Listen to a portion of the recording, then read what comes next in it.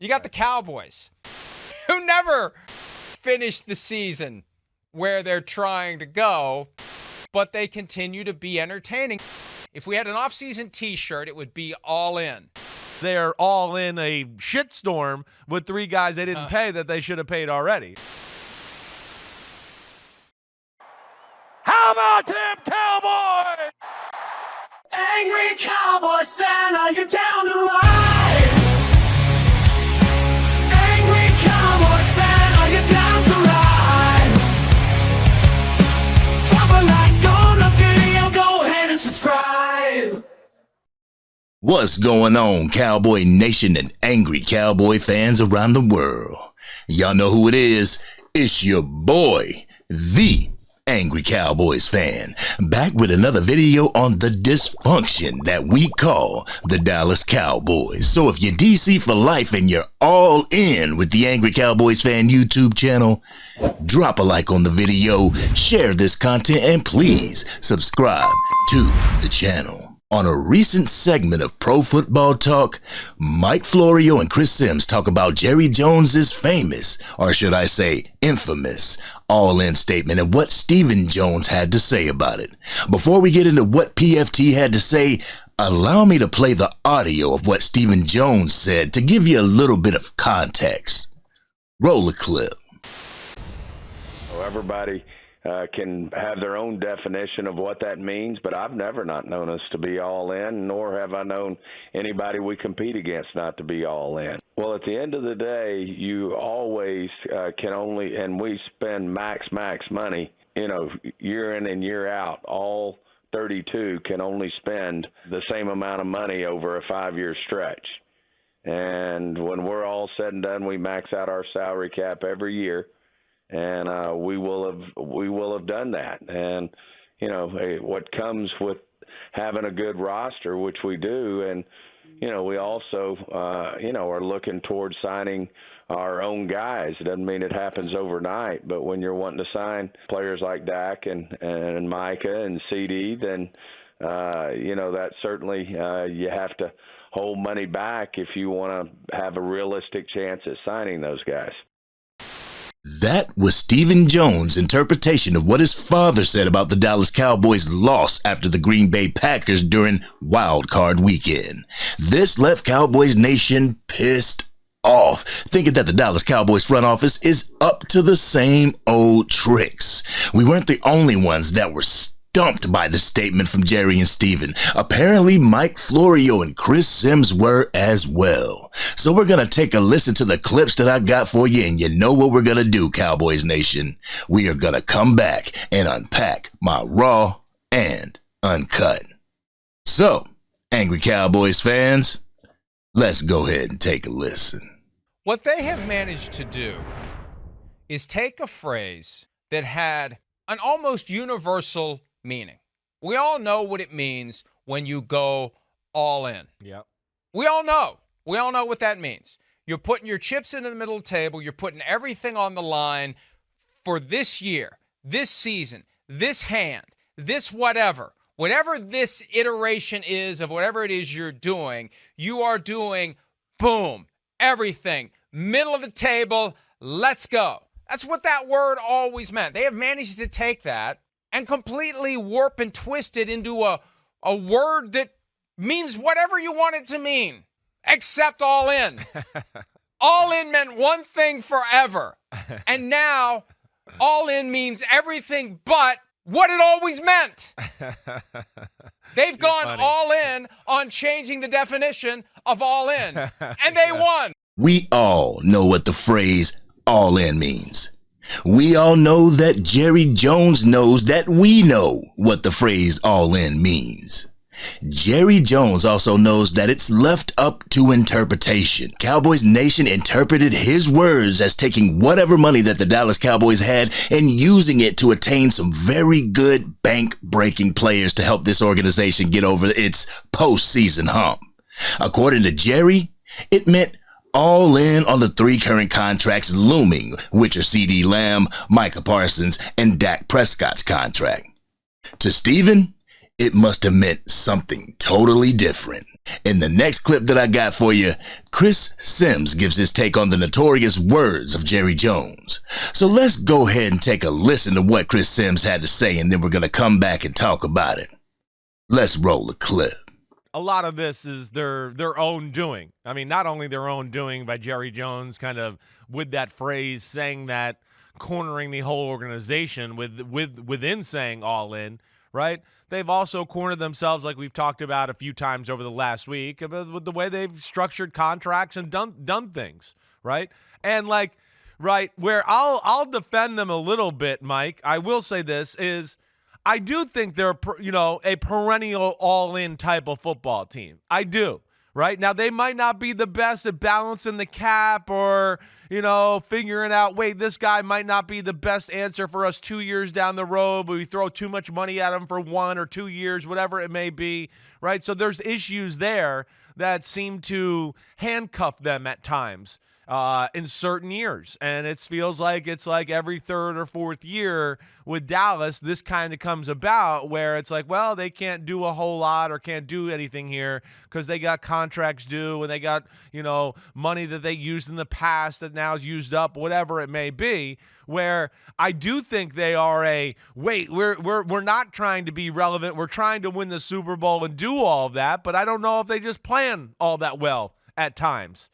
To get there. And that's where, now there's egg on their face and they say all in. And it's like, for them, they can't do much more, than what they're doing. They really can't.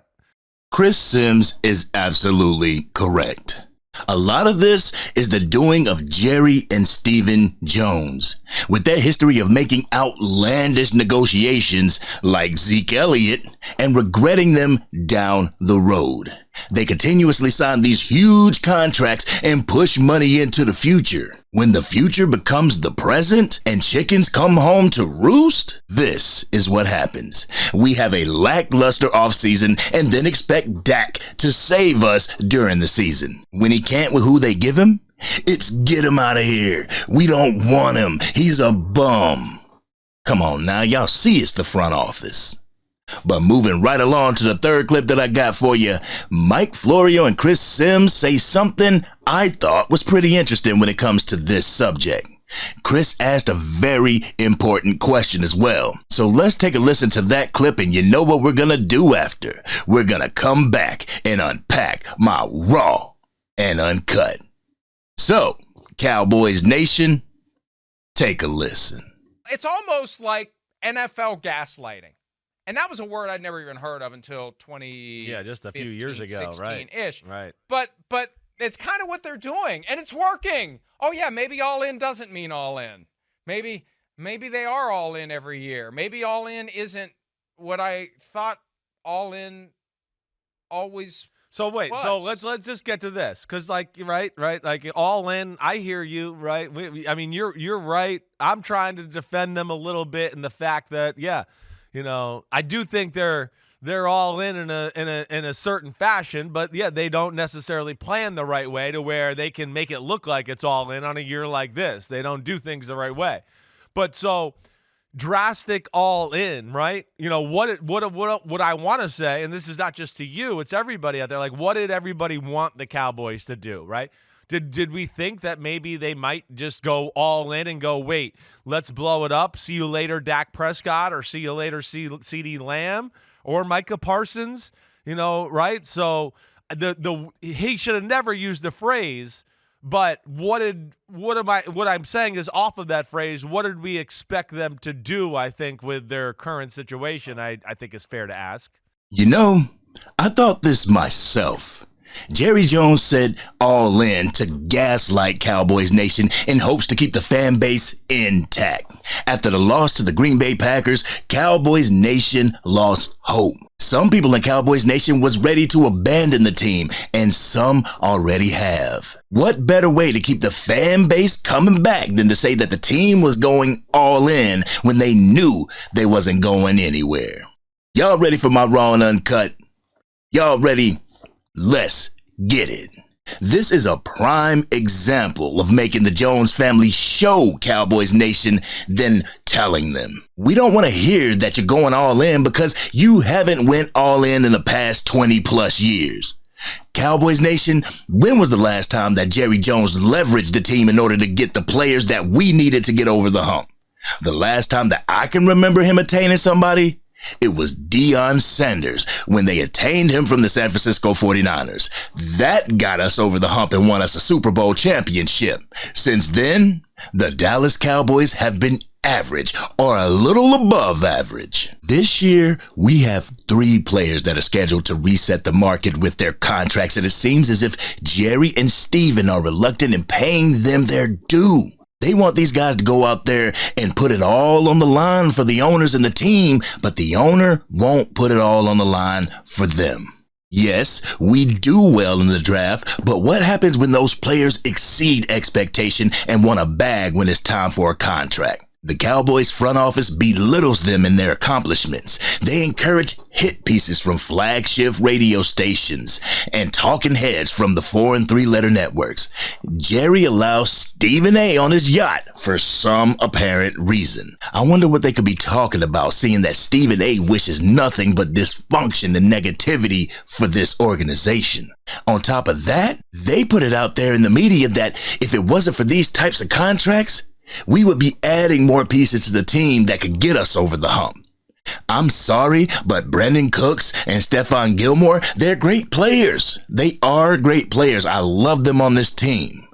But to say that they're going to get us over the hump, I don't know about that. They were great additions to this team, but they were definitely not the end-all be-all to get us to a Super Bowl championship. This team needs more than bargain bin players. This is why the San Francisco 49ers always are in the thick of things.